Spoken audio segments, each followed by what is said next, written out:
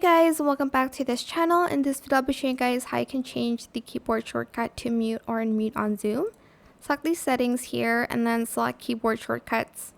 Then scroll down to mute and unmute your audio, and you can kind of change the shortcut.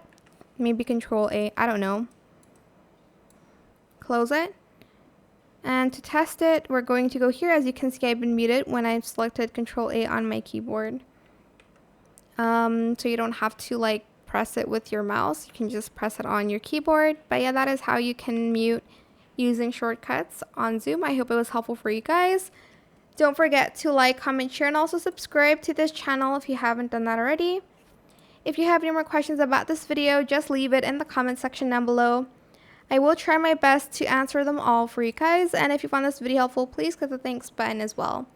That is it. Thank you so much for watching. Bye!